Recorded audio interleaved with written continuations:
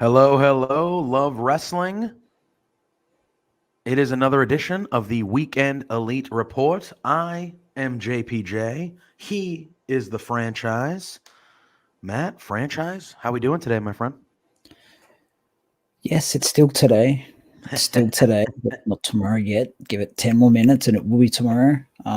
Daylight savings kicked in. So if I look like I'm been smoking the wacky tobacco, I have not. It's just I'm day one into daylight savings and I haven't adapted very well.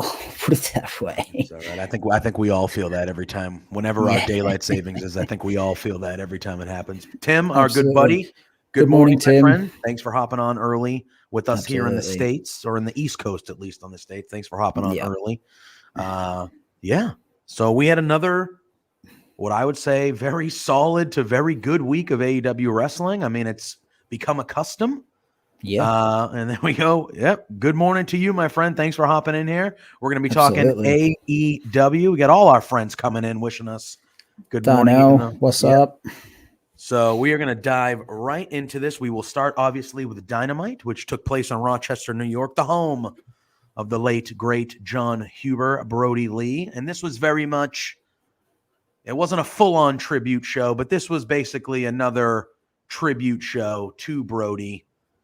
They were supposed to go during the pandemic where he was supposed to debut in front of his hometown. Obviously, that did not happen. And then everything that happened the rest of the year. We all know that story. And this was their first return to Rochester since the passing of Brody Lee. And they very much treated this as basically another tribute show. Yeah. You can tell, and we've talked about it before, like every time they mention the TNT title, every time they mention Brody Lee a lot. And I Yes. believe it's something that's going to happen throughout the history of the company. I don't see that waning at all. Nope. And for wrestling fans, like for me personally, the Brody Lee, that whole passing and stuff like that, that was a tough one. That was a tough one for a lot of us. Yeah. He was young, seemed to be a wonderful family man, a wonderful wrestler, a wonderful person. You saw Yeah. when Big E won the title and his promo the next week, he didn't mention him by name, but he referenced him. They had the New Day, Xavier Woods, all of them. They wore Brody Lee gear. You could tell that any person that guy touched, he meant something to them. Yeah. Absolutely. And I just love the way that AEW has treated his passing. They still talk about him glowingly. They still, he is definitely going to be, they open every Dynamite with it's Wednesday night. You know what that means? Like that's going to happen forever. Yes. Yeah. So I was happy to see the memory of John Huber thing at the front. You could tell right away that, with the matches they announced, that this was going to be a night to honor him as well. And AEW has been nothing but class to me when it comes to that, with the family, which we'll get into a little later, and just everything involved. Absolutely. Yeah.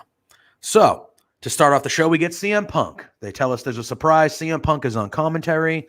So I'm guessing, the weeks that he doesn't wrestle or have a promo, he's going to come out. He's going to get the pop. Everybody, this is the first time for all of us to see him whenever he comes to your town. He does the little run down the ramp, runs around, gets all the pop, and then he's heading to the commentary booth. And then we get this opening match between Adam Cole and Jungle Boy. There we go. Tim says, one of the few wrestlers who remain great even in death. We will never see a dark side of their. No, I don't think we will. I don't think there was a dark side to that man, at least from everything we hear. The only dark side was the Dark Order. Correct. And you know what? I'm happy with that dark side. I am too. When they announced the Adam Cole Jungle Boy match, I was excited. And then they had the match, and good God, man, this was a damn good match. That Adam Cole theme, absolute banger. Number 1 on the Spotify charts in metal. It's just a great song, great theme. Adam Cole is a bona fide star. CM Punk was putting him over on commentary throughout the match. I'll let you dive into your opinions of the match first, but this lived up and exceeded the expectations that I personally had. I knew it was going to be good with these two guys. Give me these guys wrestling in a feud for like I'm all like, give me this again immediately. Like, Yeah. what'd you think? Tell me what stood out to you. Like, let me know what you thought about this opening match we had between Cole and Jungle Boy. What stood out for me from the jump, they've modified Cole's music, so it sort of goes semi-silent with the boom, which is cool. I like that they've altered that like urgently. You know, if you're gonna have someone who's of Cole's class and stature, you want to get him right from the jump, and they have, which I think is a good thing. Punk at the start stating that he wanted to set up plexiglass around himself, but apparently they didn't have the budget for some reason. Made me laugh. I don't know why. One thing I'm glad AEW do, I'm not so much glad, but I love that they do it. Matches like this, and we saw Omega and Danielson as well, open these shows. There's just entrances, match. First 20 to half an hour is gone before you even know it. And you're smiling, and it's just a good time. It really is. As for this match, it was fantastic. Absolutely amazing. Just two guys on top of their game. Cole in his prime, Jungle Boy not even close to his prime, and he's this good already is ridiculous. Jungle Boy jumping over the top rope to Hurricane Rana Cole from the apron to the floor. My Ridiculous. God. Fantastic. So good. Cole then super kicking Jungle Boy square in the head as he was jumping through the ropes. Was equally it was pristine. It was just phenomenal. I liked the finish. I think it leaves meat on the bone between these two, so I enjoyed it personally. A lot of people didn't, and that's fine. But I personally liked the finish, the low blow, and from there. Wasn't so keen on Jungle Boy kicking out of the Panama Sunrise. I'd rather that not happen, but it did. C'est la vie. But yeah, all in all, fantastic match, fantastic way to kick off a show in a city that was meant to have a show 18 months ago. Mm-hmm. They just in one match got their money's worth, and I couldn't be happier for them. Yeah, and I agree with you. I think Adam Cole's a heel. He's part of the elite. They're shitheads. Yep. That's who they are. You know what I mean? Mm-hmm. And I think the low blow, like you said, the low blow into the last shot for the victory, that gives Adam Cole the win as he continues to just skyrocket to one of the biggest stars in the company. Yep. But it also makes you, like you said, it makes you say, hey, I want to see this match again where that bullshit doesn't happen. Like that doesn't happen. And it's actually like no BS. They fight to actually who wins. It makes you want to see it because as competitive as it was, it took Adam Cole cheating a little bit to win. So I had no problem with the finish like you. Mm-hmm. It makes me want to, and I said at the beginning, I would watch this match. Give me it. Give me a 3-month feud of these guys going back and forth with each other. I'm all in. Yeah. Adam Cole showed up, and the first thing he did was kick Jungle Boy. That's the first thing he did. So this, it makes you want to see it more. And it says something about Jungle Boy when Adam Cole asks to work him upon walking into the place. Oh, yeah, for sure. And then we see after the match, the Elite comes out. Punk on commentary saying the song sucks. That was that made me chuckle. And that their outfit, their drip sucks equally. Yeah, even though the cat outfit by Nick Jackson, next level. Good Lord, fantastic. Cat fan. Yeah. So Carl Anderson goes through the group, says they're all elite. Adam Cole says that he's elite and he's undefeated since coming to AEW. Facts. Omega grabs the mic and he says, people have been reaching out to him on social media saying that like that was the best match ever with Bryan Danielson and all these things. But he says, but the bottom line is Danielson couldn't get the job done.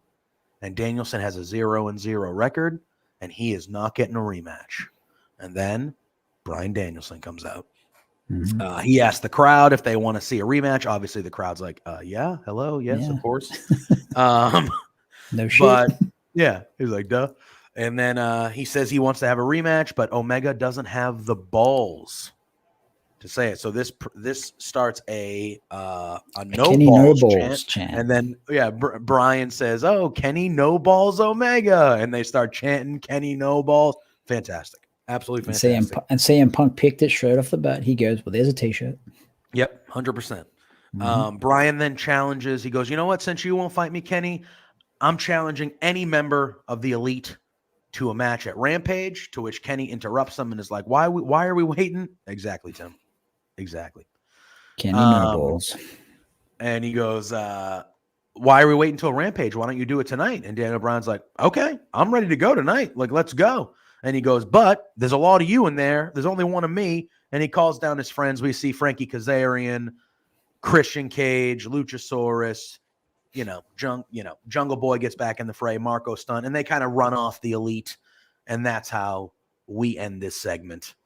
We find out later on that on Rampage, which we'll talk about later, the person that accepted that challenge is Nick Jackson, which once they announced that, I was like, oh boy.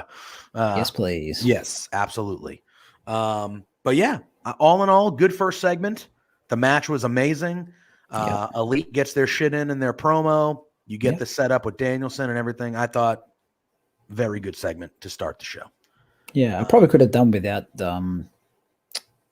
Christian and all them coming down. It's probably a bit unnecessary, but it is what it is. Yeah.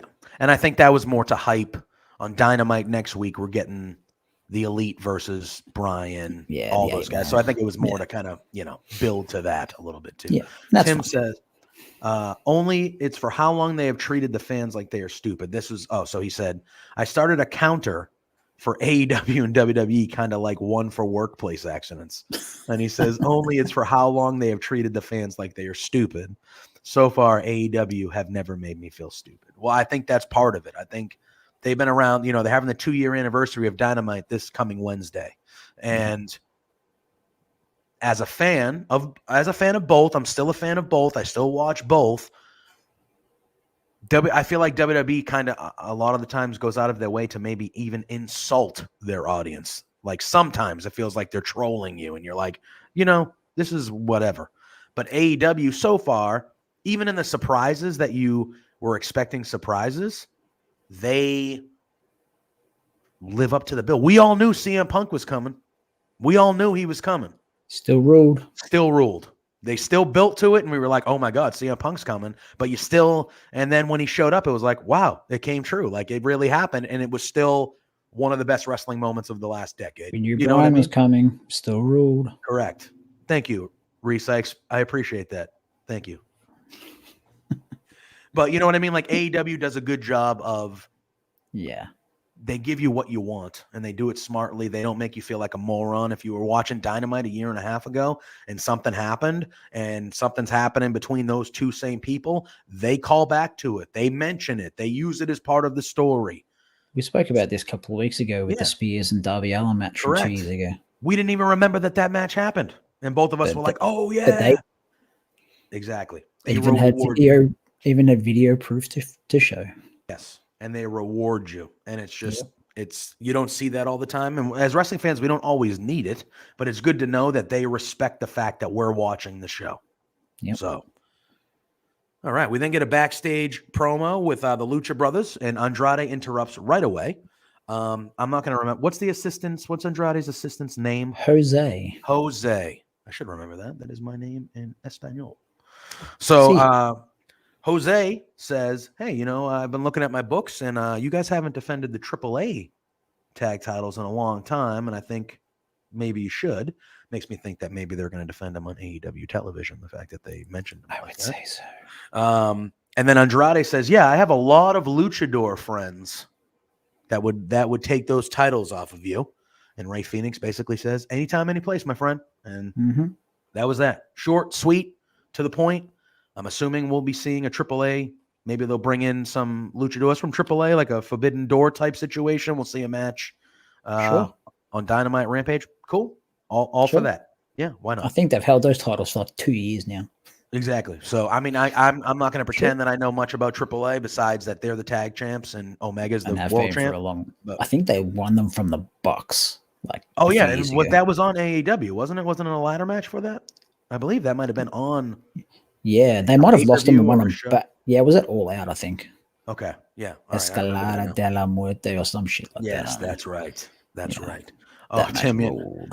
Yeah, SmackDown shocked me with Edge telling Beth he was. Yeah, he mentioned the FTR's FTR. real name because they live close and they're really good friends in real life. Apparently, So it's around the corner or something. yeah, so that was a very smart by Edge there. Yeah. All right, we then get a tag match between Cody Rhodes and Lee Johnson against Matt Sydal and Dante Martin. Cody's got it. I mean, Cody's turning heel. They're playing it up like you dream about. He's getting booed. Or do you think everybody turns heel on Cody and they make Cody be the bait? Is that what you think they're going to do here? You think everyone's going to turn on Cody? I think Lee's going heel, Mm. which I think's a weird. This whole look before we talk about the match, this whole dynamic is weird because Roads to the Top just premiered. Did you watch that, by the way? No, Okay, I have I haven't not. watched it either. I'm going It's not to. on TV here, so I'd have to find it online. Cody, for all rhyme and reasons, with that show on TV, cannot turn heel. You just can't do it. But at the same time, Lee Johnson was on that show, and they showed that he's dating Julia Hart, who's a face, so you can't really turn him heel either. So I don't know. I don't know what they're going to do. Yeah, it's very bizarre. Weird. It's very bizarre. Weird. But I do like the team of Martin and Seidel. I think I do too. team. I was going to mention that. Do we know what happened with the other Seidel? Is he just did that not work? Injured, maybe. They're just not high on him. I don't know. I do like how they're good. They're good as a team. They work well together. I love the matching gear. Dante Martin to me is like 20 years old. He's a future like they talked about when we'll talk about MJF's promo, the 4 pillars. He's like that next line of like the things that guy can do are just and wild. From everything I see, he is loved backstage. Yeah. Right away though, Cody getting booed. Yeah. We saw that at Grand Slam. He got booed, probably the loudest he's been booed in a long time. But those boos continue tonight. We saw the dissension right away. Like Arn at the beginning was like, I want Lee to start the match. And then Cody was like, nope. Okay. And then Cody started the match and Arn was yelling at Cody from the outside. So we kind of see the rippling there still continuing. Yep. The match itself, I thought it was pretty solid.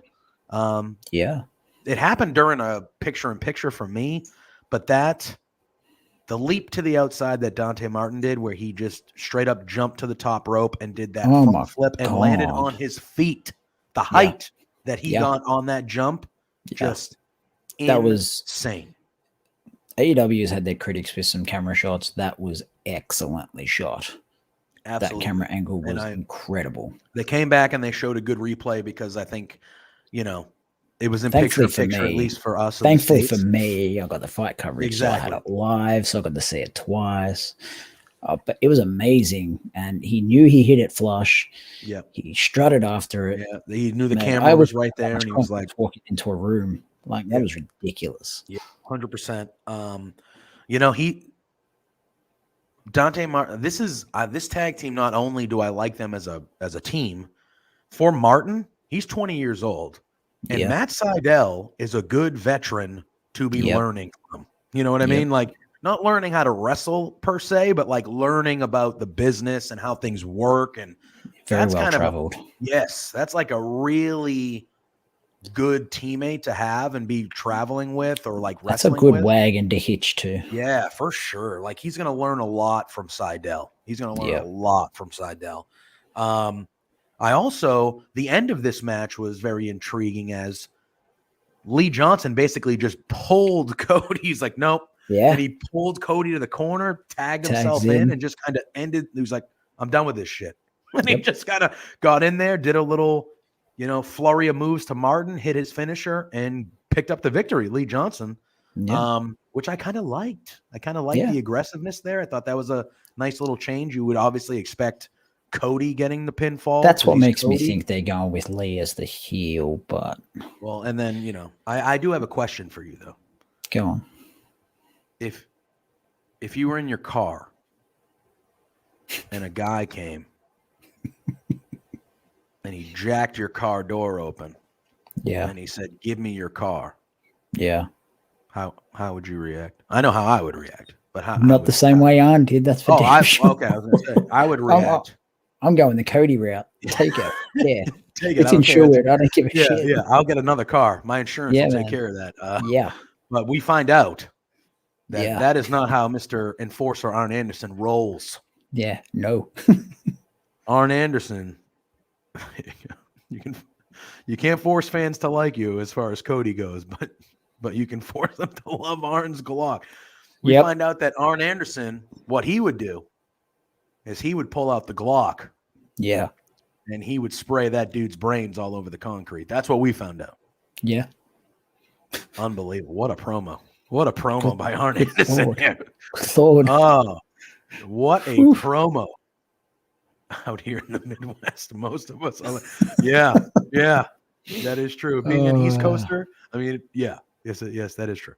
Man, I saw something on Twitter where they put it, and I retweeted it. He goes, "This is the hardest wrestling promo of all time. Like hardest, as in like just straight up talking about murdering people. Just Arn Anderson. He goes, I'm Arn Anderson. I'm the enforcer. I kill people. Yeah, but he basically says he's not going to hitch his wagons to a loser." And he said Cody's been acting like a loser. Obviously, Malachi Black has beaten him twice. The first time it wasn't even a competition. Nope. And he kind of questions Cody's manhood a bit. And he says, "I'm not hitching my wagons to a loser." And that's how this, and he goes, "Hey, Lee, you at least listen to me. So let's go." Yeah. And they leave. And Cody's kind of just there. And that's how it ended. So you've kind of said at the beginning, you think that they're going to go the route that everybody's going to leave Cody high and dry. Yeah. And Cody's going to end up being the babyface sympathetic figure coming out of this, where I feel like the way they're playing it out on television, I don't know. I feel either way. I feel like I agree with you when it comes to the roads to the top point, but I feel like if Cody's going to be getting mercifully booed every week, which I feel like this is going to just keep going. They may not have a choice. Yeah, right? Like I feel like the crowd might write the story for them a little bit, if that makes sense. Cody's going to get booed, I think, regardless, because people just, I don't know, they just don't like him. I don't know. I hope they do a bit where Arn shoots Malachi in the head and it does nothing. I don't know. But yeah, that promo was certainly a choice, that's for sure. You could tell right away, even Cody in the ring, like once Arn said that, Cody was like, whoa, and he like kind of like rolled his eyes like, oh geez, like what the hell? Like, wait, shit. Yeah, you could tell probably Tony Khan was like, go out there and say whatever. And then he was like, oh, not that. Yeah, no. I don't know where they go. Look, I don't know what happens, who's the heel, who's the face, I don't know, but I'm here for a Lee Johnson Cody program. I'm here for that. 100%. Cool. I'm good with that. Big Shot is good. I dig him. So yeah, let's get it. Yeah, I mean, it's definitely, I would say the stuff with Cody has been probably the stuff I've cared the least about. Yeah. In the last months or so, but this is kind of an intriguing angle to see which way they go. If Cody's going to end up being the heel, which a lot of people think might happen, or if it goes the other route, like this is at least an intriguing story that compels me to want to know what's going to happen with Cody, He's just in no man's land, poor Cody. He really is. Yeah, he is. He is. It's very bizarre. And I think part of it is he was basically the 1A the first year and a half. They did the stipulation where he could never challenge for the title again. I think they're going to have to figure something out there because he definitely. I always thought they would, but I think they're going to have to.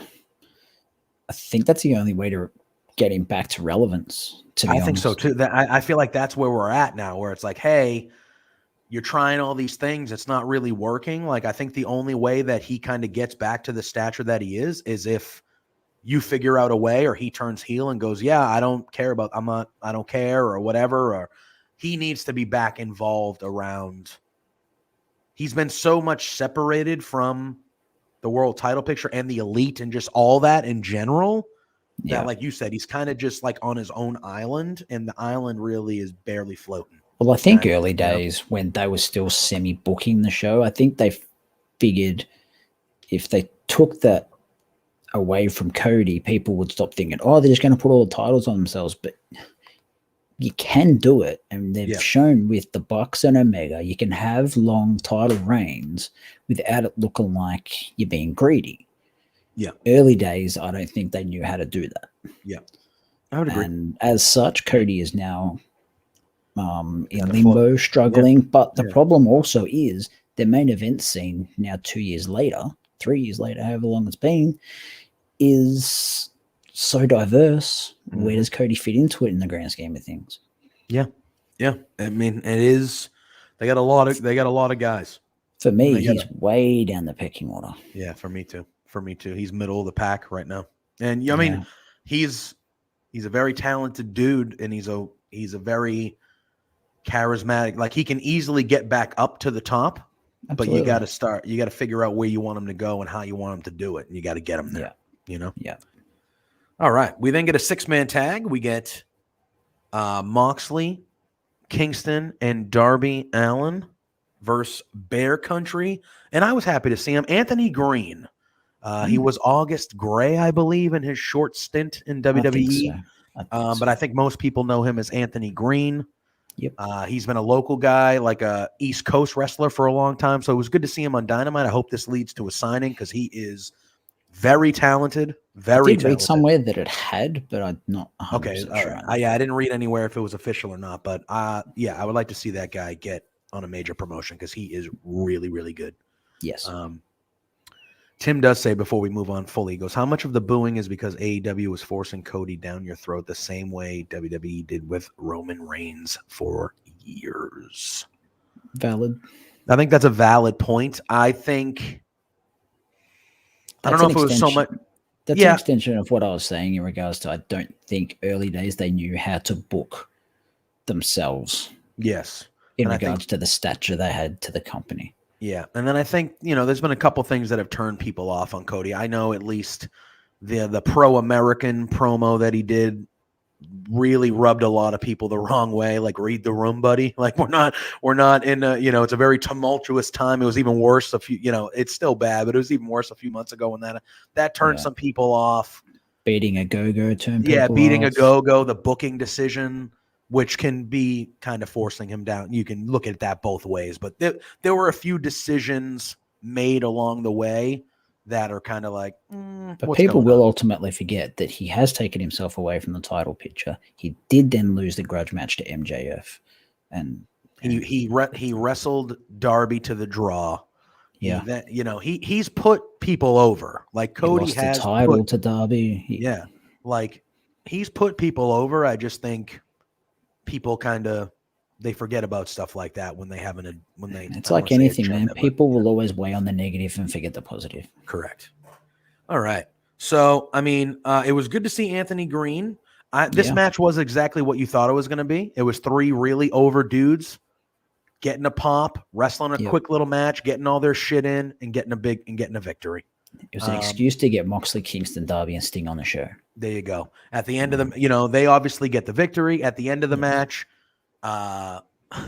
Eddie Kingston is like waving Sting in. He gives Anthony Green the Scorpion Death Drop. Everyone goes home happy. They get to see 4 popular guys they want to see.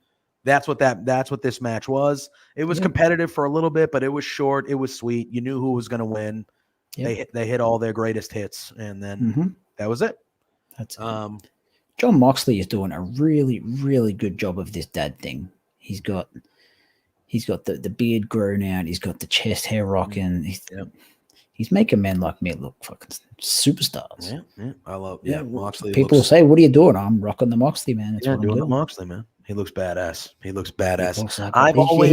doesn't look it. He fucking is badass. Yes. I feel like not enough wrestlers do the chest hair. I feel like the chest hair, if you do it right, it's a good look. It makes you look like a especially badass. Now he's got the legit dad bod now. He's just like, fuck it, I don't care. Yeah. But he'll destroy you. Like, he'll absolutely kill you. And, we then get FTR doing a good job of it too. Oh yeah, they're another group. We then get a promo with Ruby and Britt. Ruby says that she has never felt like she had more people in her corner during the match at Grand Slam. And then Britt says, people sing your song, but they don't sing the song because they like you. They just sing the song because it's a good song. And then It is a good song. Oh, it's a great song. It's a great song. She says she's the most dominant woman in wrestling, and she proved it again at Grand Slam. And then I did like this, that Ruby goes, I know that loss puts me to the back, and I got some work to do. I love that. I love it. Yes. She goes, I got some work to do. And then Britt kind of goes, yeah, back of the line, sister. Okay, Ruby, no. Yeah, Ruby, no, back of the line, babe. Yeah. And then you got Jamie going. Yeah, exactly. And then love Ruby, that woman. I know you're a big fan. I mean, she's the times I've seen her, she's been A+. But Jamie, I know she's Jamie, always A+. Always A+. And then Ruby promises that the next time she's in there with Britt Baker, she will be leaving with the AEW Women's Championship. Again, AEW kills it in this stuff. Short, sweet. Like I said, I loved Ruby saying that, like, hey, I got some work to do. I got to go to the back of mine. Yeah. I got to build my way back up. I know that I don't just get to hang around there because where she used to work, you can. And I loved Britt kind of pouring salt to the wound and just saying, yeah, you're right. Back of the line, get the hell out of here. Yeah, I'm done with you. And that's what enables Britt to be a cocky bitch, because she knows that she doesn't have to deal with Ruby for a little while. Yeah.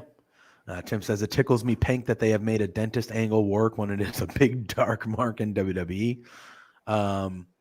Yeah, I mean, I think they make the dentist work because she's actually a dentist. Like when she flies home at the end of the week, she works every day for hours and hours being a dentist. So, and she's openly said that being a professional wrestler has made her career bigger. Oh yeah, as a dentist than it would. Like she has. I can't. And she reckons it's amazing that she doesn't have like more creepy people come in. I was going to say, like, I can't fans imagine come in. Yeah. She reckons but she reckons they're really respectful and really nice, and it is what it is. It's awesome. That's all you can ask for. Yeah. We then are leading into our huge 16-man tag match, which was basically a tribute show, a tribute match to Brody Lee.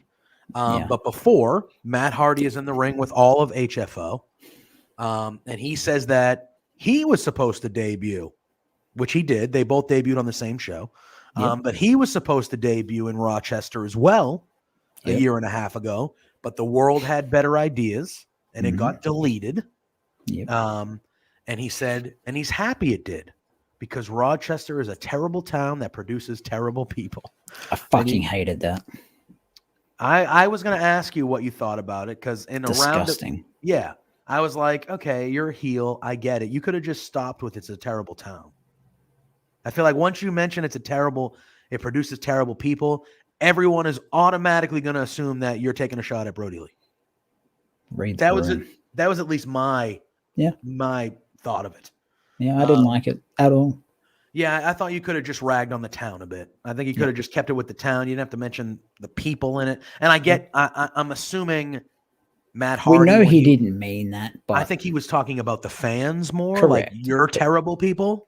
Not wrestling fans are always going to pick the eyes out of things like that. Yeah, and we at the end of the day, that's what we are. So that's but yeah, then that led to a lot of people in this match. 16 man. It was HFO versus Orange Cassidy in the Dark Order. Yeah. Very emotional with the Brody stuff. Everyone in the crowd had the signs. Right at the beginning of the match, Alan Angels, 5 lost his mask. They took the mask off.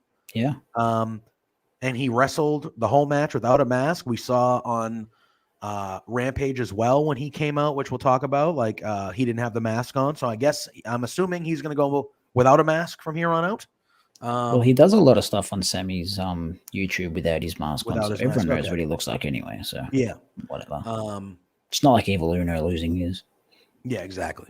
Speaking of Evil Uno, the only really story part of the match was at one point Uno and Grayson looked to be walking out. There's been dissension in the Dark Order for a while now. And then we see Anna Jay, Tay Conti, -1, and Brody Lee's wife, Amanda Huber. They all come out. -1 throws the papers at Uno, which Huge pop. I loved. It was so good. Huge pop. He threw the papers, and Amanda Huber is basically like, "What are you doing? Like, honor my husband. He brought you guys together. Like, get back in there." Yeah. That kind of makes them, remember. They go back in there, and then the Dark Order all hit their greatest hits. They're hitting all their suplexes, their kicks, and it ends with Grayson and Uno. I don't know. I forget the name of the move, but it's Fatality. What is it? Fatality. All right, Fatality. That's an awesome tag team finishing move, and that's what ends the match. And then Amanda Huber and company get in the ring, and you see Evil Uno shake the hands of kind of the other group, and they all hug, and the Dark Order's back together. Everyone's chanting for Brody. They hoist -1 on their shoulders. They all do the Dark Order. Yeah, it was a good moment. It was a good honoring of Brody Lee. Yeah, it was what it was. The match itself with 16 people in it, it's gonna be cluttered a tad, and it was, but the ending was the point, and the ending of honoring Brody Lee was the point, and I thought it was well done for what it was. The two things I enjoyed the most about this were John Silver. He rules so damn much. I love John Silver. Yeah. And I also loved CM Punk on commentary. You maybe missed it. You might have heard it. They all hit their shit in at the end. Yeah. Grayson and Uno hit Fatality. Got the win. And CM Punk says, all that action in just 5 seconds in the ring. Bang. Yeah. So good. Yeah. Very good. Loved it. Tim says, was sad Rotunda didn't show up, but the sadness is on for me getting hyped on rumors. It's all right. I think, I think Fightful, our friends at Fightful released some info on Bray Wyatt yesterday. I did not read it, so I'm not going to jump, but I think he's still potentially going there. So it's either that or Impact. What I read today is Impact are keen, but they're getting him? Oh no, they're keen. Yeah, they want him. Yeah, but they're a long way off. I don't know whether they've spoken at all, or okay. They had one of their talents reach out or something along those lines. I don't know 100% the story, but that's the gist of what I read. He ends up where he ends up, a bit like I was speaking to someone online before with Kevin Owens. He will, whatever he chooses to do, I don't care, as long as he's happy and he's able to do what makes him happy. Yeah. As a fan, that's all I ask for. 100%. I agree fully. And I would expect that every wrestling company is trying to get Bray Wyatt.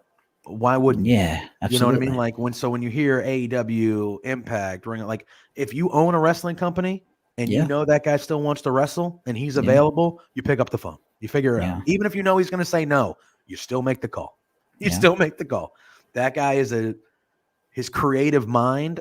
That you go get him. You go get him. And I think the non-WWE schedule would suit him, being a family man, much better. 100%. And I think that's the thing. When you talk about an AEW and you talk about an Impact, they don't. And again, WWE is just kind of getting back to that, traveling and doing house shows and things like that. But you know how many years of your career you would probably save by not wrestling 5 times a week and only wrestling maybe twice, or pay-per-view week maybe 3 times?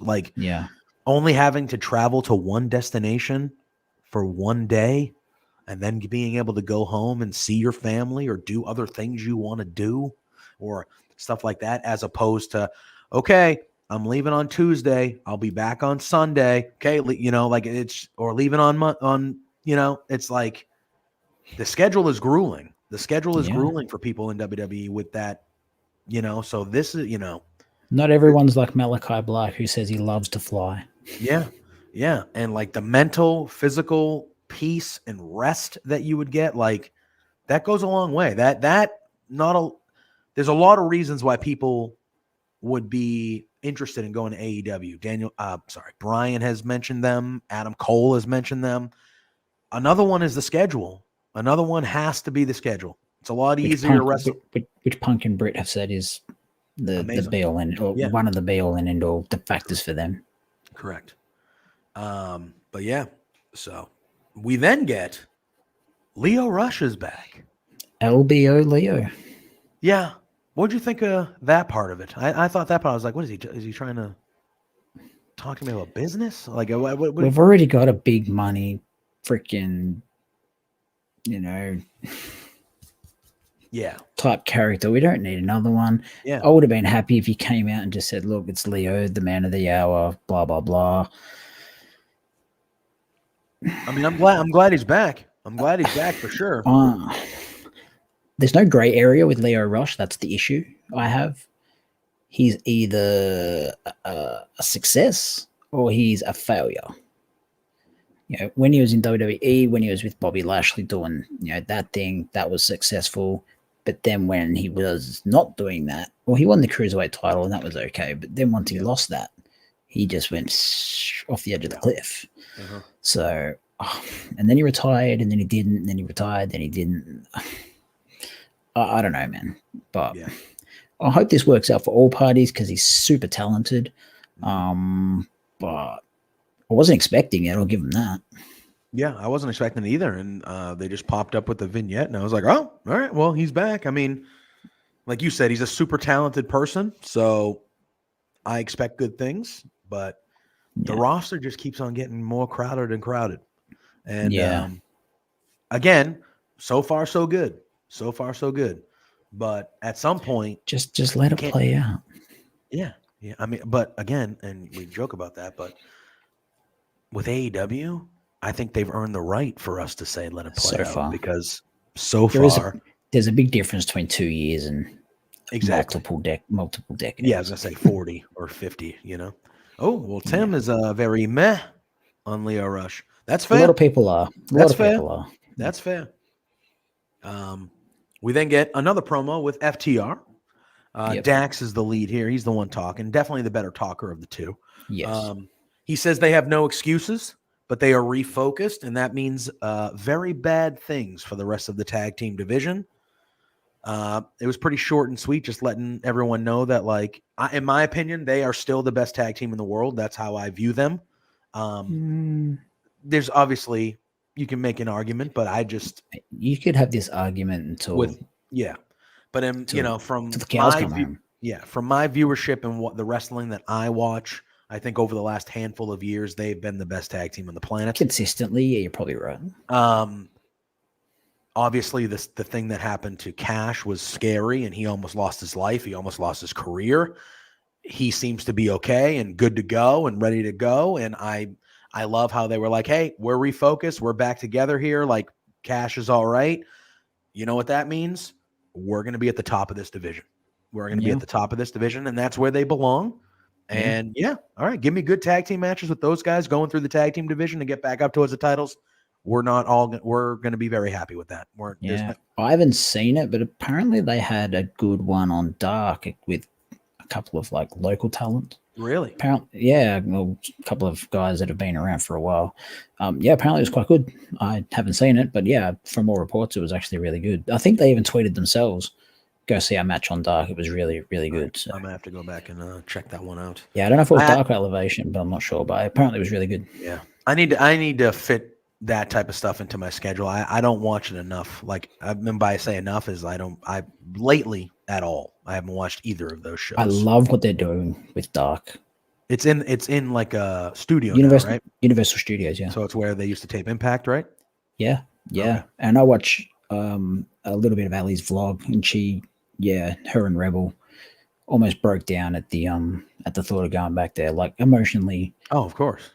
Like positive, happy tears, obviously. Yeah, of course. It's like a full circle type moment. Yeah, like they were speechless. They had no words for going back there, and it's you can tape 4 or 5 shows, 4 or 5 weeks worth of content in one shot, and it's just a fantastic way to do it. Yeah, I agree.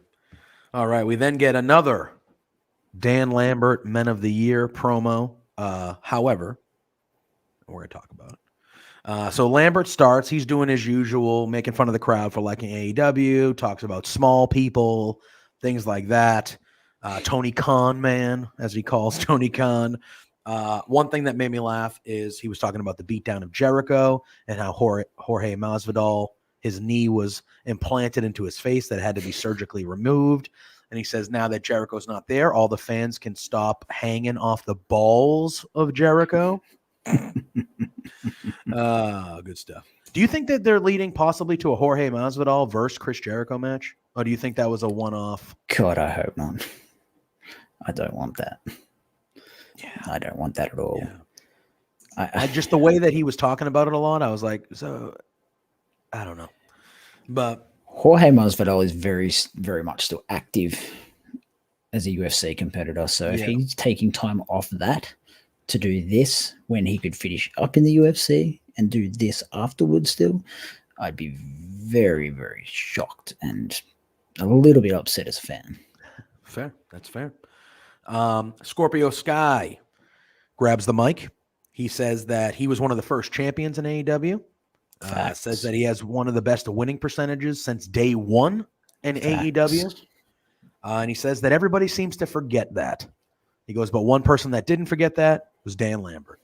And that's kind of why he and Ethan Page has aligned himself. And then, Matt, Ethan Page gets on the mic. For me, money promo here. Money promo. Money talent. 100%. I am all in. Damn Canadian. I am all in on Ethan Page. My notes just say, hell yes, Ethan Page. Hell yes. He's talking about, he goes, main eventer. Like the line that I love the most was the tightest tits in the game. I wrote here, he could say tightest tits 100 times and I would laugh 101. Yeah, 100%. I laughed my ass off. But he said, best smile in the game, tightest tits in the game. Yeah. He said he looks like money, wrestles like money, talks like money. Man, this was, to me, I saw that promo and I'm like, hey, he's in a tag team now. He's still kind of relatively new to the company, whatever. That guy's a world champion. 100%. At some point, that guy could carry the company if he wanted to. He looks like it. He carries himself like it. Yeah. I thought this was a coming out promo for Ethan Page. And I understand Dan Lambert's there to talk. I understand that's his job. Go away. Go away. Let Ethan Page and Scorpio Sky talk. Go away. Yeah. Look, I enjoyed Dan Lambert as a promo because, I know the background with American Top Team, but also comes with that is the fact that I know Dan. I don't know him personally, but you listen to everyone at American Top Team talk about Dan Lambert, and they say everyone says he's a fantastic individual. Yeah, always been there for his fighters and their families, and Thiago Santos, who fought last night, being Saturday night in America, said the same thing. I thank Dan Lambert for being there for me and my family and blah, blah, blah. So, but yeah, with the crowd, he had go away heat. It wasn't good. Sky and Page can both talk, so let them do it. It's pretty clear cut for me. Ethan is a good looking guy. He can wrestle. He dresses like a champ. Just let him be one. I was. Scorpio Sky did very well on the mic too, but once Ethan Page started talking like that, I was in. I was like, yep, all in on this. This guy, yeah, so good, so good. Yep. They announced. Well, they give a little vignette to Hikaru Shida. Her next victory, whenever that may be, she will be the first women's wrestler in AEW to get to 50 wins. Good little milestone. And we find out that next week on Dynamite, he's going to be going for that 50th win against a returning Serena Deeb, the woman of 1,000 holds. That match should be a banger. That should be a good one. I'm glad, Serena Deeb, when they announced that they signed her after she had been wrestling, she was the NWA champion, but had been wrestling on AEW. Yeah. After they announced they signed her, she got hurt and she's been gone since. So this is kind of her comeback. Her knee's been a bit jacked. Yeah. So this is her comeback. She is one of the best female wrestlers on the planet. Yeah. So to add her to that division now that she's back, that's a good add to that Yeah. women's division that they are building. Yep. Yeah, that match should be great. I'm looking forward to it, but yeah, that was kind of a nice surprise. We then get a women's tag team match between Penelope Ford, the Bunny, going up against TJ, Anna Jay, and Ty Conti. At the beginning, I thought this match was kind of sloppy. The timing was a bit off right at the beginning, but it turned into a pretty good competitive match. Ty Conti did like a springboard dive onto both Penelope and the Bunny that I thought was a good spot. Then, however, when she was on the outside with the Bunny and she went for that like twisting knee, did not look good. There was daylight. Yeah. There was a lot of room there. There was a lot of room. Yeah. We'll leave it at that. There was a lot of room. Yeah. But the match ends with Anna Jay cinching in that sleeper hold, which I love. I love the sleeper as a finish. It's one of the oldest moves in the book. No, a lot of people don't use it as a finish anymore. I'm glad she does. I like Penelope's selling of it too, just the wide eyes. I was going to say that. She never really tapped per se, but you could tell like her face and her selling. Yeah, like she was going unconscious, and you could tell the commentators were like, yo, like, ref, what are you doing? Stop the fight. Like, I thought that presentation of it was really good. Yeah. And then at the end, again, we saw -1 come out, and kind of he's been close with them. I think that I think he's very close with Ty Conti. Yes, and you could tell, like, when he was hugging her, like, Ty was emotional. You could see it in her face that it looked like she was about to cry maybe a little bit. Yeah. But I thought all in all, it was a solid tag match. I wouldn't say it was great or anything like that, but it was good. It turned into a better one. I thought at the beginning I was like, but it turned into a solid contest, and it gets a good win for Anna Jay and Conti. Yeah, as you said, it had sloppy moments, but it was neither good nor bad. Yeah, it was just sort of in the middle. It was there. It ended whatever this was that was going on. I liked that both teams had matching gear. I thought that was cool. Mm-hmm. I liked that TJ had what's the word? One entrance song for them. Yeah, they came out together. Yeah, that's the word I was looking for. They came out together. Yeah, I've seen better from all four ladies, but I've also seen worse. So, it was what it was. Anna Jay winning with the Queen Slayer was cool. Yeah. Happy days. Yeah. And like you said, I think this was the finality of what this little program that they've been doing for the last few weeks, month is. So now, whether it's as a tag team moving forward or separately, like, let's just kind of see where these ladies fit into place in the women's division a little bit. We can't forget we've also got that TBS title coming, which is apparently for the women too. It's going to be a mid-card for the women title, which is good. That's good. I like that a lot. All four of these ladies could hold that at any point in time, and I'd be happy with that. 100%.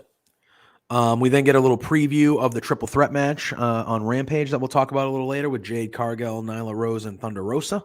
Yep. They each have they say their piece. Cargill says she's going to whip both their bitch asses. Thunder Rosa basically just says that she's going to win, and because she is Thunder Rosa and she's cool as shit. Yep. And then Nyla Rose says that she's the native beast, and they all just say they're all going to win. Fair enough. We'll see when we talk about it. Say their catchphrase and get out. Yeah. We then get MJF. All right. Oh boy. Oh boy. Yeah. So MJF comes out.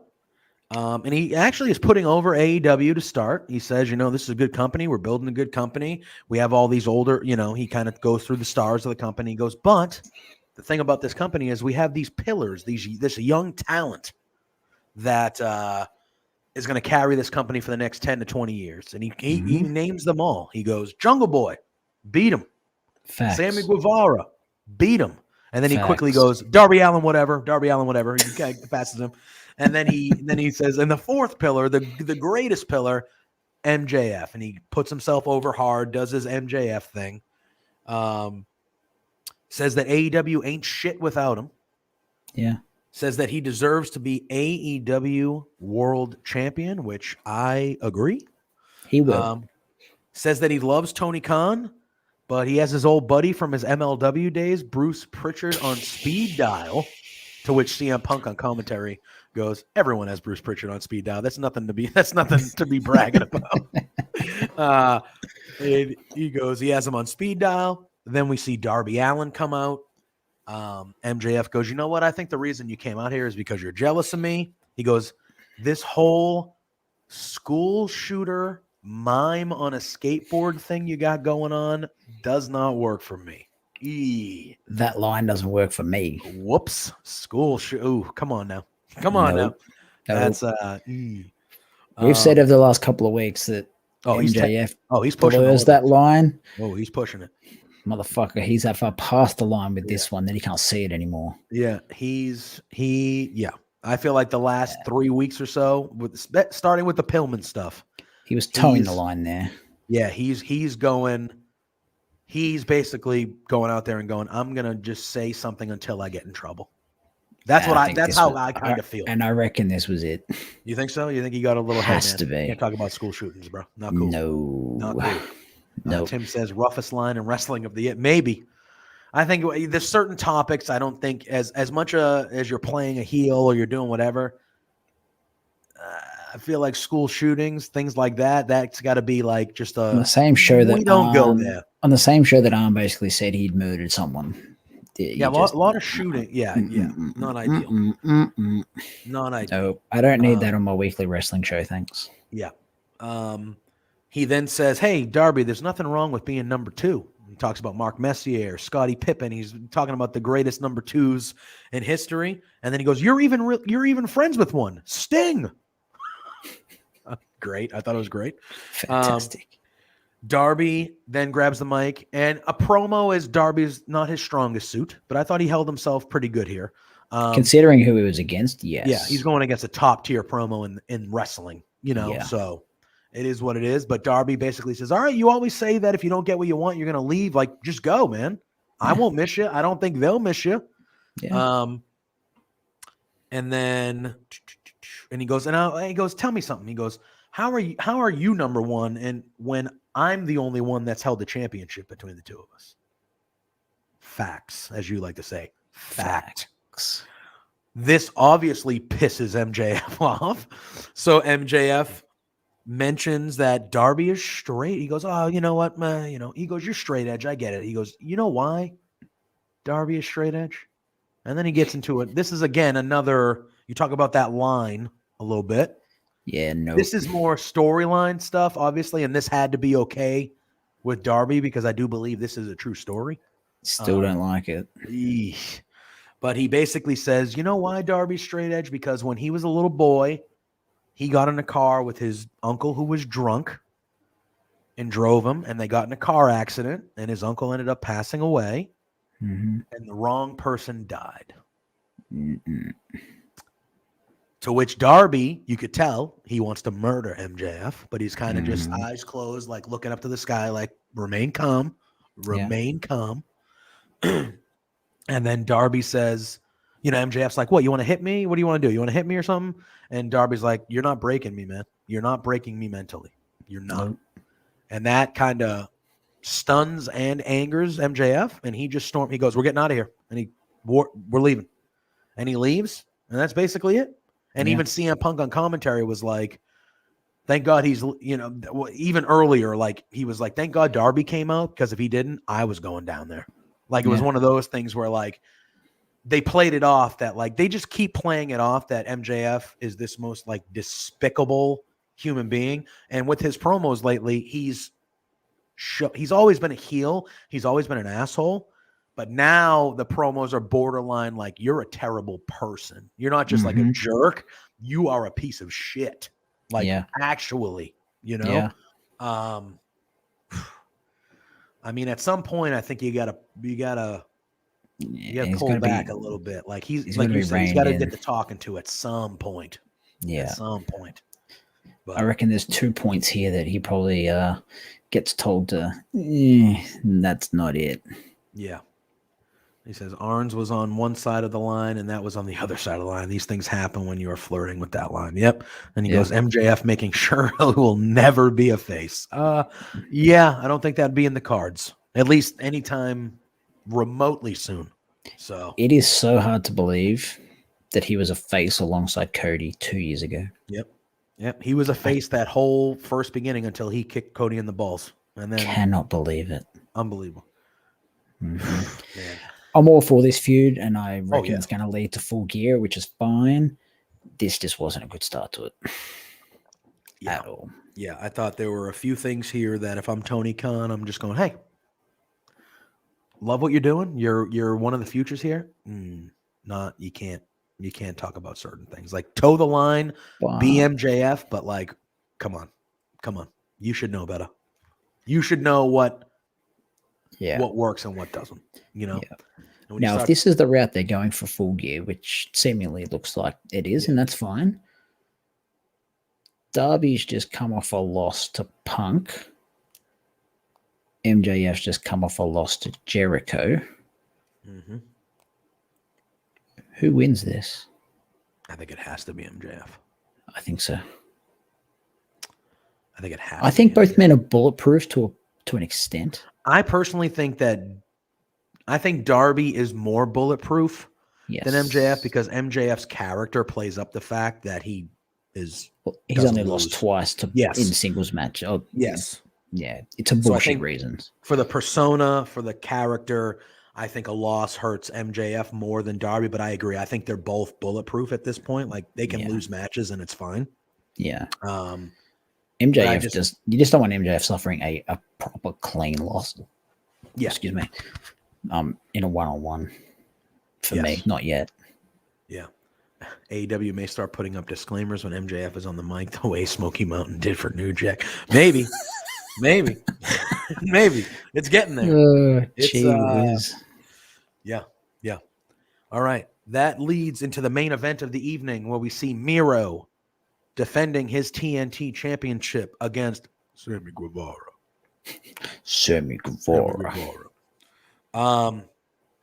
Killer match, man.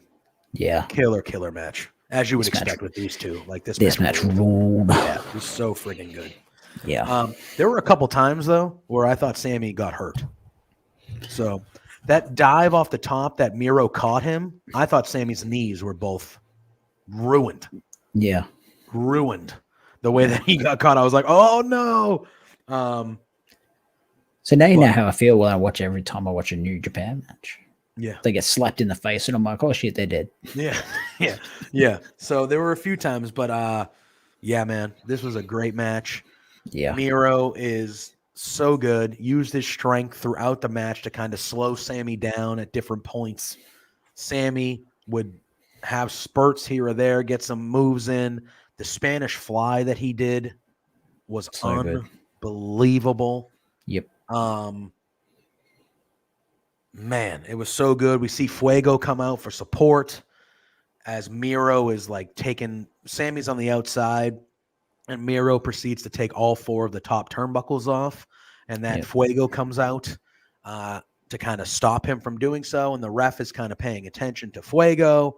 And Sammy gives Miro a kick, and Miro goes head first into one of the exposed turnbuckles, which leads to Sammy hitting, again, I'm bad with move names, the move where GTH, I think. Is it DT? Yeah, GTH.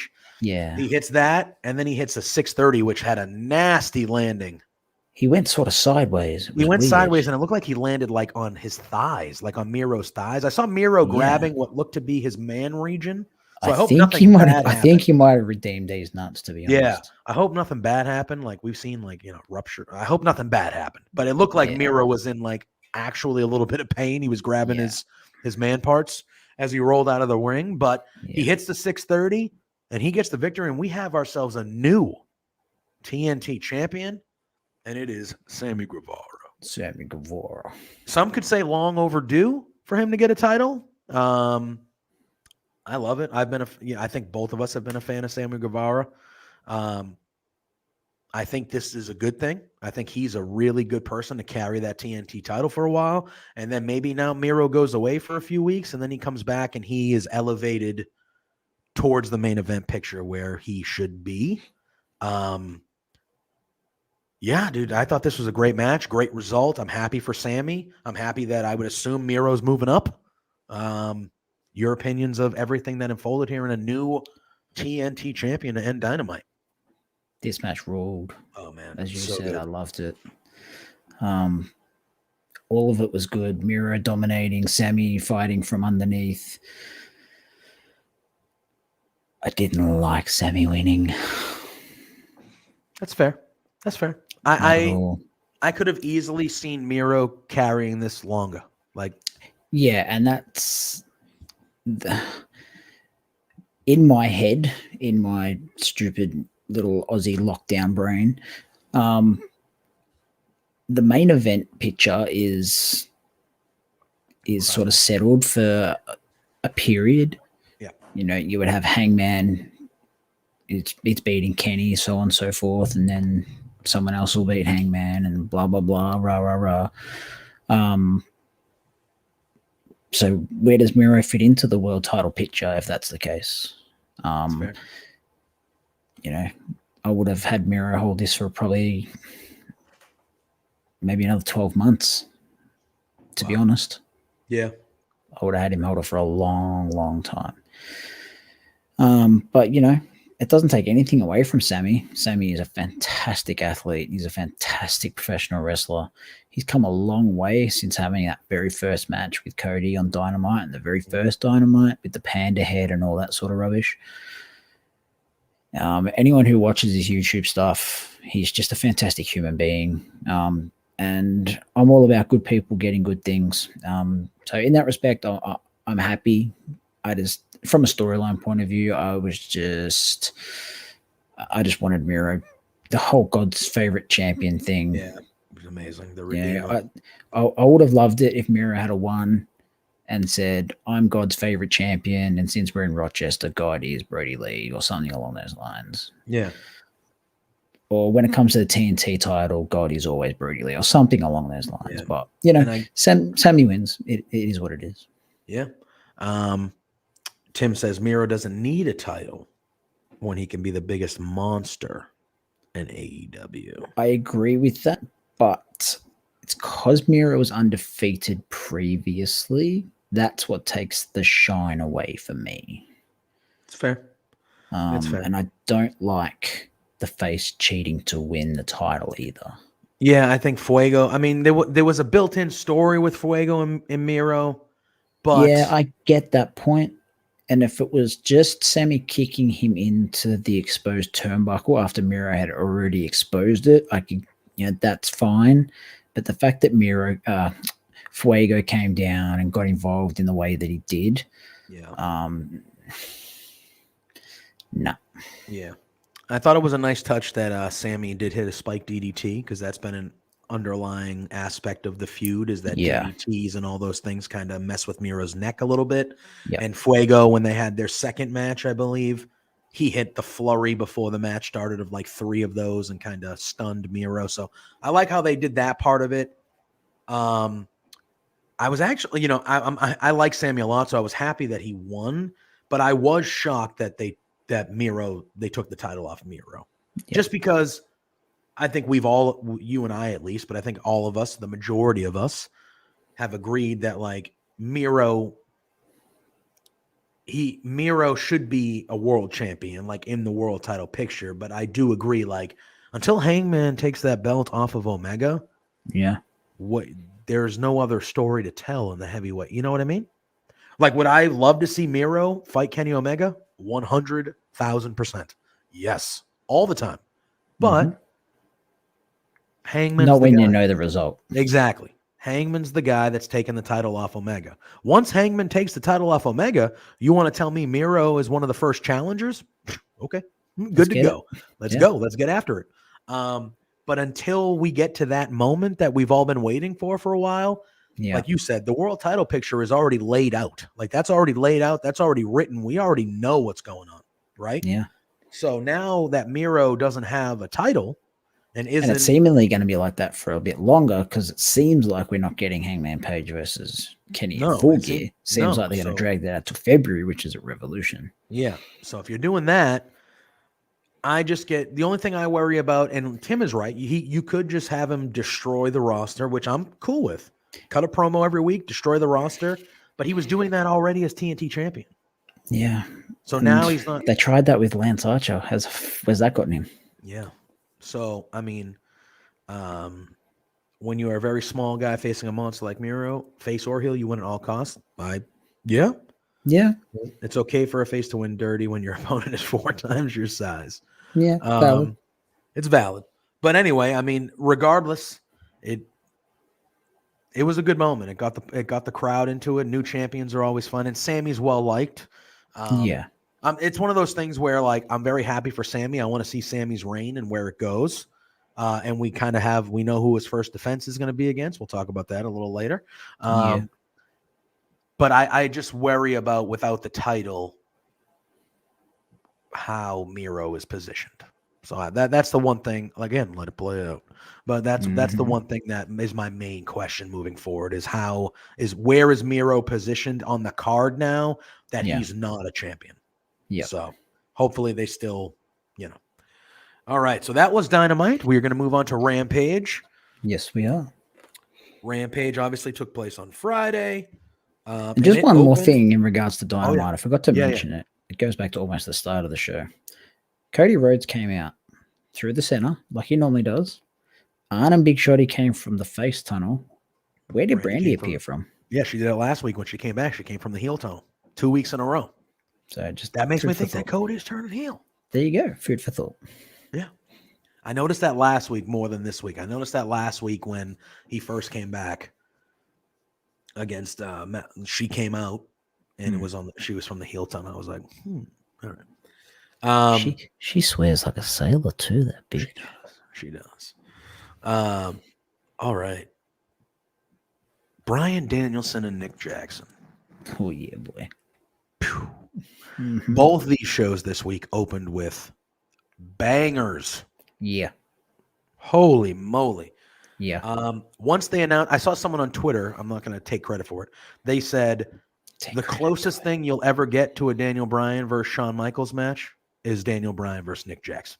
That I saw a tweet of something like that, and I was like, that's probably right. That's probably right. And you know what? I'm happy with the outcome. It was good. Man. This match was awesome. Bryan is not holding anything back. It's only been two matches, but he is going full force. He threw his fucks to give out as he walked in the door because he ain't giving any. Nope. And good Lord, man. I'll let you lead this one. But what stood out to you? There's a lot. But what were some of the spots that stood out to you? What was just your thoughts of this opening match between Bryan Danielson and Nick Jackson? As a New Japan fan, which you know, and the viewers probably know too, because I've been doing the New Japan show with Cody and Mel, this had bits and pieces of everything that I've seen in the G1 so far, and this is what ruled so damn much. Nick wrestles a really good pace, and Bryan is one of the best technical wrestlers in the world. So what does Bryan do? He uses technical wrestling, similar to like Zack Sabre would do, grounds his opponent, limb work, all that sort of good stuff. But the match had enough airtime and breath that Nick was able to get his shit into, pick up the pace of the match. And then you had the cock measuring contest, if you will. Nick with the guest kicks, but Bryan's just leading into him. He's like, come on, man. Come on. Yeah. And his chest is going bright beetroot red. And then Bryan gets his shot. I'll show you how it's done. Kick to the chest, kick to the shoulder and the back, kick to the chest, and it's like, oh, and Taz is just on commentary, this is gruesome to watch. This is brutal. And it was. Even when Bryan kicked the post, you knew it was coming, but the selling of it, the way they executed it was just top notch. It was so well done. Nick kicking Cutler's head straight into the other side of Rochester was amazing. Yep. I wasn't huge on the outside interference of Matt, but again, with Adam Cole winning via low blow, they're heels, they're chicken shits. It's what they do, and it was at least minimal. So I can sweep it under the rug a tiny bit. But in the end, Bryan getting the win with the cattle mutilation. It shocked the shit out of me, but it was fantastic. Yeah. 8-man tag on Dynamite's going to be a good one. Oh yeah. the German suplex on the apron too. Like Bryan protected himself and he clearly landed on his shoulders, but still, just the thought of him taking something like that is like, yee, like we all know his history, right? Like we all know the history. Like regardless of whether he truly thinks he needed to retire or not because of that stuff, he had to. You know, the doctors that for the company he worked for, you know, man, you've had too many concussions, you got to retire. And yeah, dude, you see him take some of those things, and you're like, please. I remember his first match back. He took an apron bomb, and I was like, oh. Yeah, exactly. I love the tiger suplex that he threw in there too. Man, and again, like he's playing all his greatest hits. And so for someone like me, who I've known Bryan since I'm a WWE guy. That's how I was raised on wrestling, right? So you never saw any of his Ring of Honor stuff? I never saw it. I knew who he was. I knew the name, blah, blah, blah. Same thing with CM Punk. I never saw it. And I saw it afterwards. But with Bryan, no. Like the only Bryan that I know is Daniel Bryan. Yeah. So now when you see Bryan Danielson again, for me, who's known the guy for 10 years, whatever it is, you see the hints of Daniel Bryan. But you see the aggressiveness and just it's a hybrid. Yes. And it's like, man, like I'm assuming this is how he was before, or he was just, this would be I haven't seen a lot of his Ring of Honor stuff from before he was WWE, but it seems to be a refined hybrid version of both. Yeah. He's doing what he did in Ring of Honor. He then went to WWE, learned their style, which is a safer style, which is fine. Yeah. But he's now sort of meshing the two into this hybrid where he just balls to the wall against quality opposition. And you know what? I'm here for it, all of it. I mean, give me more of it. First two matches in the company, A++. So we do see after the match, though, Omega and Cole come out. And right away, Luchasaurus, Christian Cage, and Jungle Boy come out to kind of even up the odds. There is a brawl that ensues. Omega runs off immediately. No balls. Kenny, no balls. Just runs out. He's like, I'm getting out of here. Yeah. Jungle Boy then puts the snare trap on Adam Cole in the middle of the ring. And Adam Cole's yelling for Kenny. He's like, Kenny! He's yelling for Kenny. And then Kenny kind of is contemplating it. And Kenny runs in there. To which Bryan puts the label lock on Kenny. And we see the visual of both Kenny Omega and Adam Cole tapping out together simultaneously in the middle of the ring. Like you said, that 8-man tag is going to hump on Wednesday. It will rule. Wouldn't surprise me if it opened the show. Wouldn't shock me at all either. That's going to be a good one. You know what? If I'm the casino ladder match is probably going to be main event, but have you seen the full lineup for there's still one surprise, but have you, there's two technically, the Joker and one surprise, but have you seen the full lineup? Or did they announce the full lineup? Yeah, there's only a Joker left. All right. Cause I know at the end of Matt Hardy got announced later. I know on Rampage, the visual that they showed, it had 2 question marks and a Joker, but they filled those, right? Matt Hardy. Yeah. Matt Hardy and Cassidy. Okay, cool. And then the Joker will be whoever the Joker is. Yeah. We'll talk about it when we get there. Yeah. All right. So then we get the commentary throws us to Hobbs. They go, all right, we got Powerhouse Hobbs. And Hobbs really just says one line. It's Hobbs and Hook. Yeah. And Hobbs basically says, hey, our boy Ricky Starks has a special message for Brian Cage. And then it throws to a vignette of Ricky Starks. He's in a fancy car, fancy house. It was weird that they used Hobbs and Hook to throw, considering Taz was on commentary. Yeah, why wouldn't Taz? Whatever. Anyway. I mean, it was fine the way they did it. I was just like, all right, like you threw to Hobbs, like I was expecting a full promo from Hobbs, and then it was just like, oh hey, I'm Hobbs. Yeah, look at what Ricky did. I was like, okay, cool. So Stark says that there's a big gap between Brian Cage and him.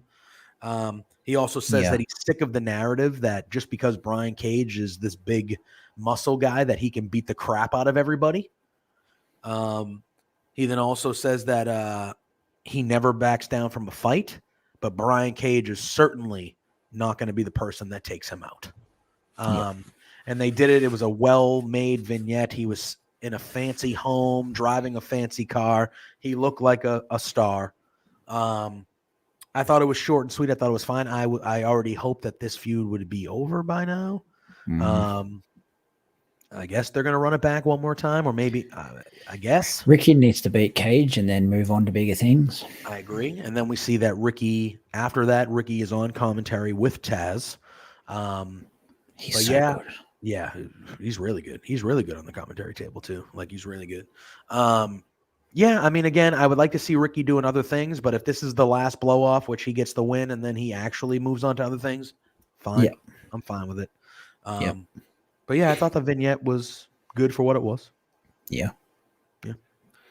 All right. We then get it right into another vignette, CM Punk. He says that he's a 5-tool player. And one thing that I loved was that he was like, the only thing that I had over Hobbs last week was experience. Yep. He goes, Hobbs is bigger than me, stronger than me. He was dominating me throughout that match. He ran into Hook. I used my experience, and I was able to, and he used the term sneak one over on him. Yeah. Good choice of words. He said he beat Darby and he survived Hobbs. Yeah. That put Hobbs over. That puts Hobbs over in my mind. Yeah. He says that we're getting to the point where, like, everyone now is, like, not over, but we're getting to the point where we're getting over the fact that he's back. Honeymoon period's done. Yes. And that business time's coming. This goes back to them not insulting your audience. Yes. Because people are starting to think that. They know people are starting to think that. So they're just going to say, hey, we're going to address it and we're going to move past it. Yep. And he says that, business time is coming sooner than later, and that he wants the best people across the ring from him, and that it's time to get down to business. So I think we're going to potentially maybe see him wrestle a little more often, not all the time, but a little more often, but he's going to start branching out, fighting guys we want him to. He's been on commentary, and every time he's been on commentary, when certain wrestlers come out, he is openly like, this is a guy I want to wrestle. This is a guy I want to wrestle. Okay, well. I'm interested to see who they throw at him leading into Full Gear.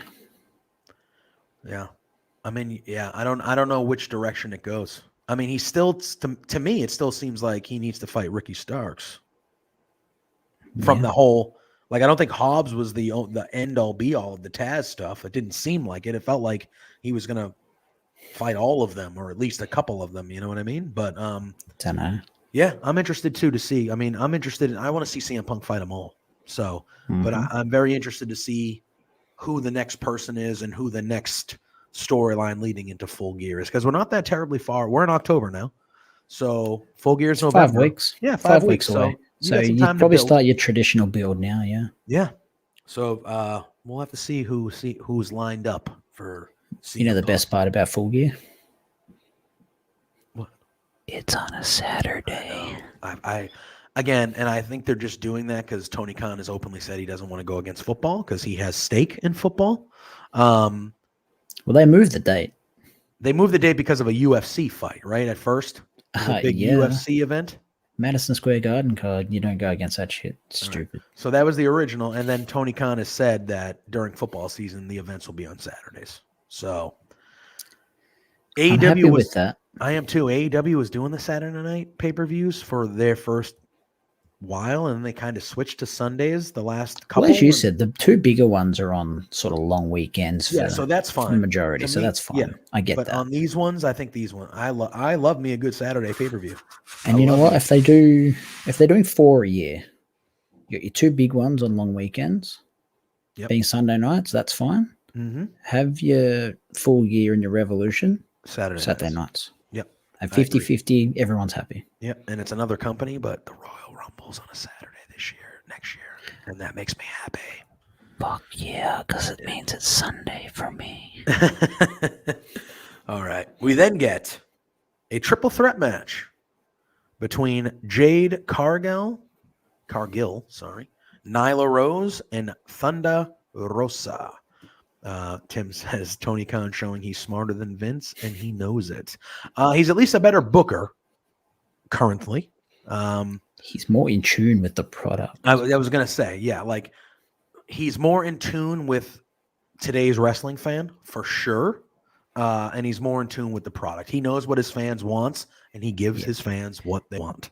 But in saying that, I think Vince knows what his fans want, but because his TV deals are so big, he doesn't need to worry about keeping his fans happy because he knows people will tune in anyway and watch it. Yeah. I don't think you're wrong.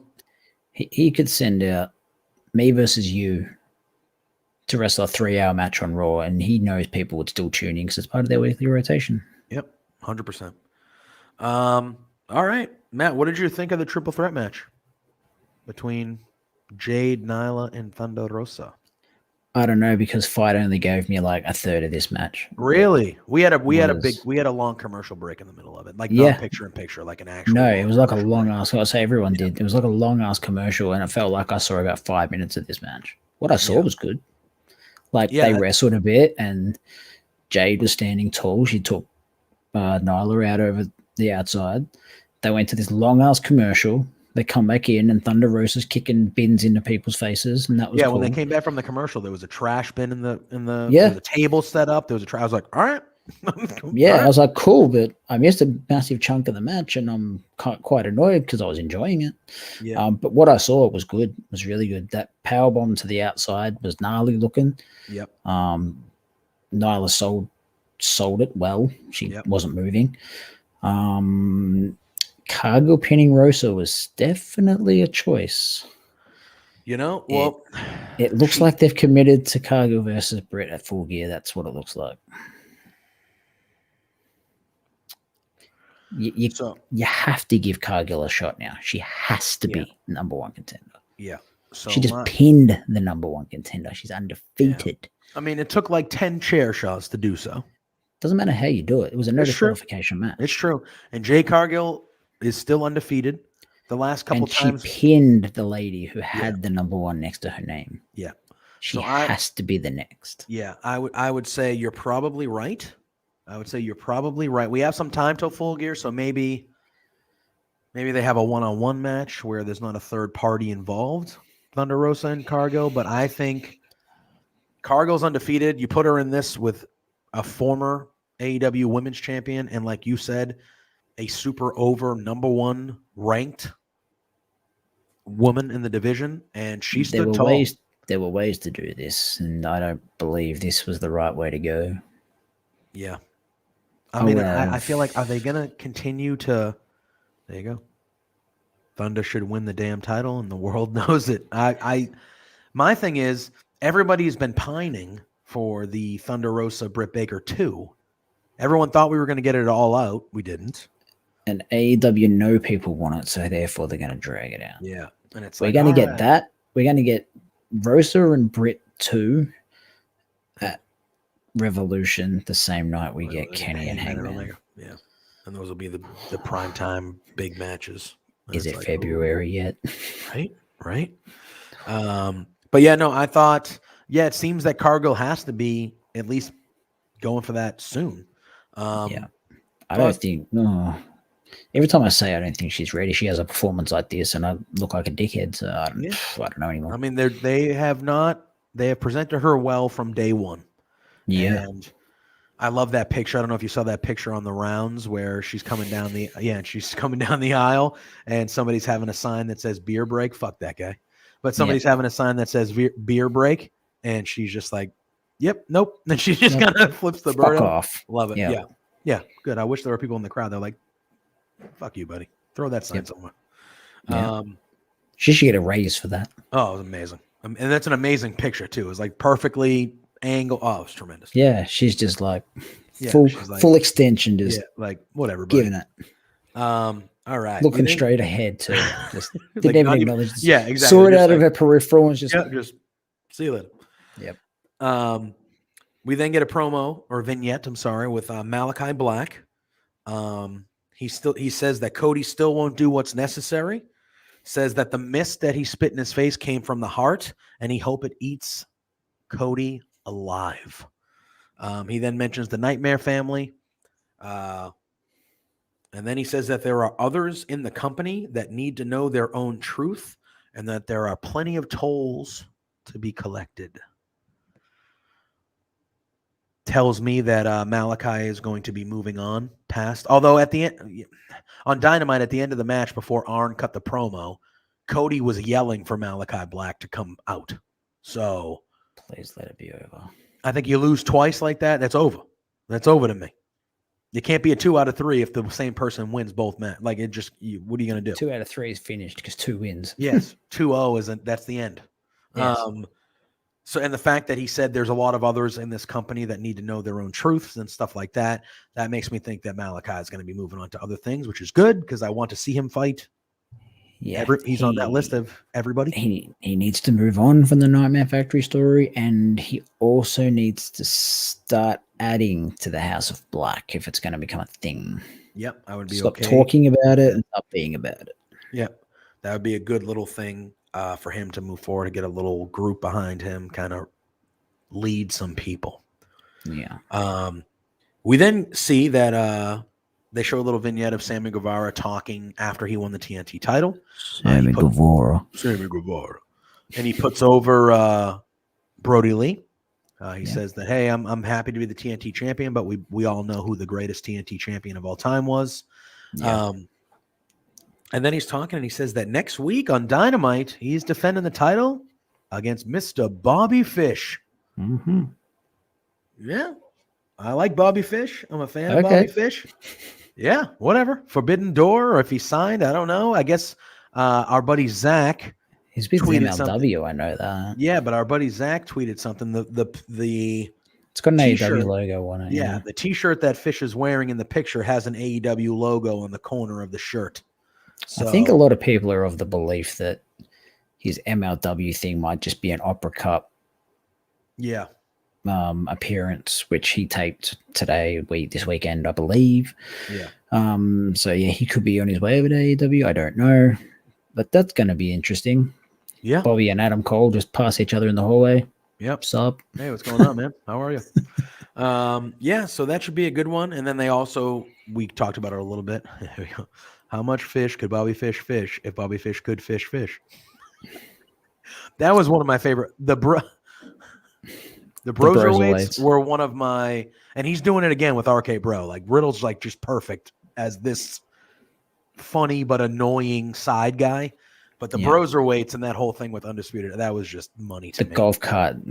Yeah. Just so money to me. And then they announced the Casino Ladder match, which it will be Pac, Andrade, Jon Moxley, Archer, Matt Hardy, Orange Cassidy, and a Joker. So, no, there's already a Joker in there. Matt Hardy's a Joker. Why is he in this? I don't know. Because he's feuding with Orange Cassidy, and they put Orange Cassidy in there. Probably. For all the whinging Brian Cage has done, how is he not in this match? Yeah, I'm sure he's not thrilled. Him and his wife are very open on social media that they don't like the way he's been treated in AEW. Fuck that guy. Any idea who the Joker is? You think it's somebody new or somebody maybe like on the current roster? Miro? Somebody?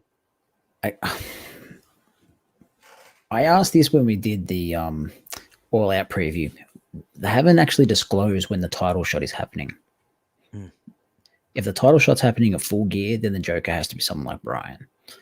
If it's happening on a random Dynamite, it could be freaking anybody. Yeah. And there's no guarantee the Joker's going to win.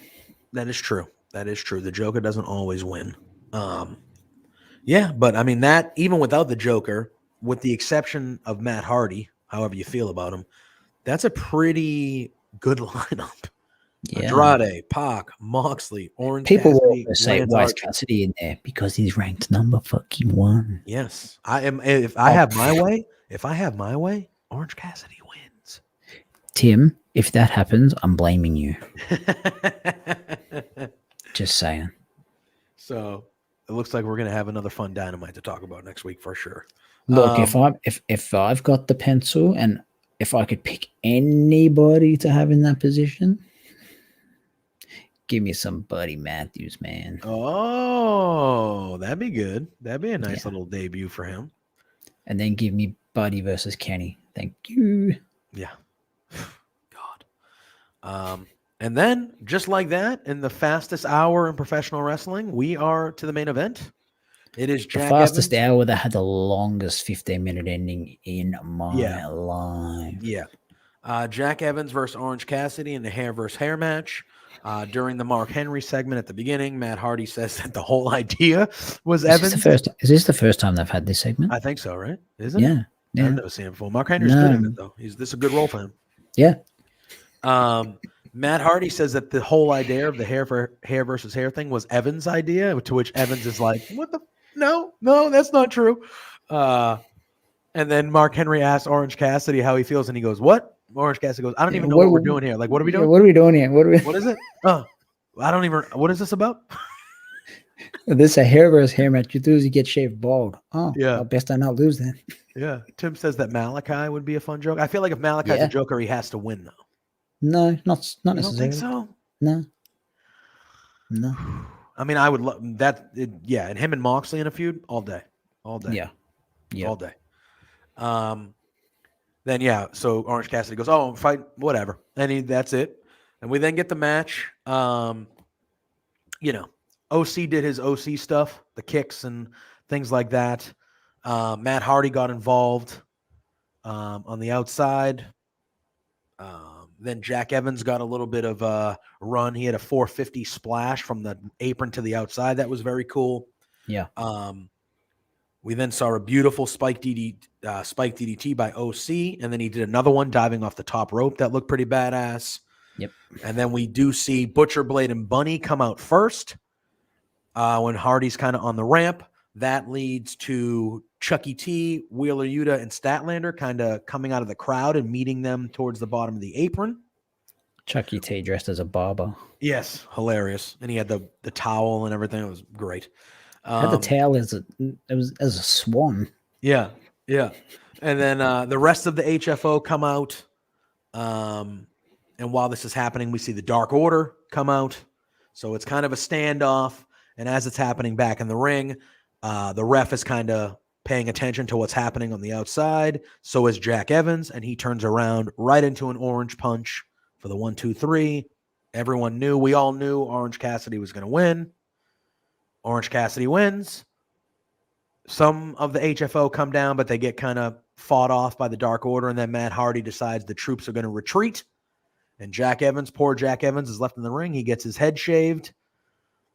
Does that. They throw him out of the ring. -1 comes out, and they all give him the big best friends hug in the middle of the ring and lift him up on their shoulders. Another ending in the tribute of Brody Lee and just kind of giving -1 that moment. I thought that part of it, the ending part of it was nice and cool, and Orange Cassidy had him on his shoulders. Very cool. But I thought the match, this to me could have been a 10-minute match. It didn't have to be a 15-minute match.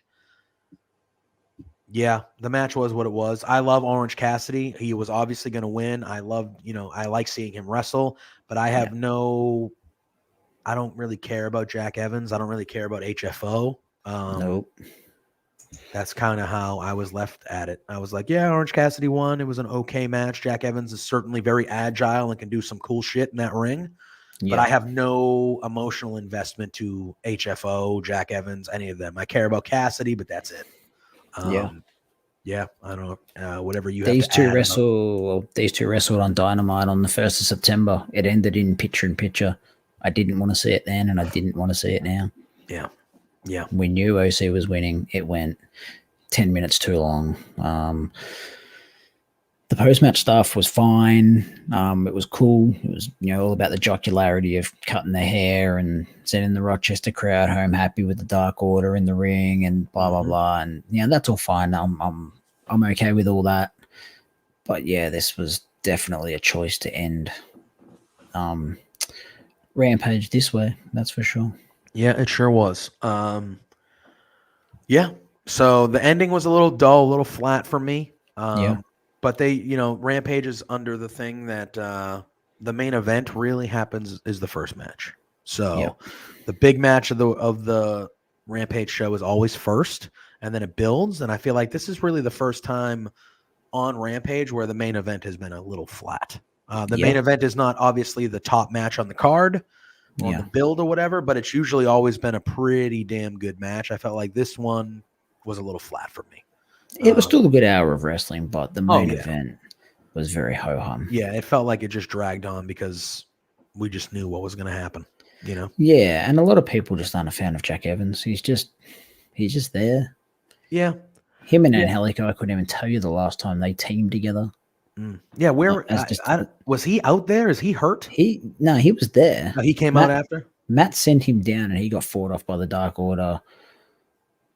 Yeah, that's probably a good way of putting it, Tim. 100% content, not happy. But as long as -1 is out there, Rochester's going to go crazy. Exactly. It's Brody Lee country. Yeah, 100%. Happy days. Yep. But yeah, so that was another really good week of AEW television that we are lucky enough to talk about. Yeah. I know you've been doing your G1 stuff, so plug that. I know you'll be doing that again next week, so plug that stuff. Talk about anything else you got coming up. And then since I know it's daylight saving time and it's probably like 12:30 where you or 1:30, what is it? It's real late. 1:30, yeah. You got to work tomorrow. You got the real shoot job tomorrow. Yeah, I got the shoot job. Yeah, that's the sacrifice, guys. That's the sacrifice that we do. I'm up in 5 hours. Yeah. Yep. If I was to fall asleep right now, I'd get 5 hours of sleep. God bless you. God bless you. It's just one day. So it's just one day. It's going to be a long day, but yeah, it is what it is. Next Friday night after Rampage, we will be myself, Cody, and Mel. We'll be back talking G1. Card tonight was really good. Tomorrow night, I believe, is B block action. Anyone who doesn't watch wants to know what the G1 is all about. It's free tomorrow night. It's the second card they've done that's free. Check it out. You don't have to sign up. No nothing. No login required. Just go onto the NJPW World website. Watch it.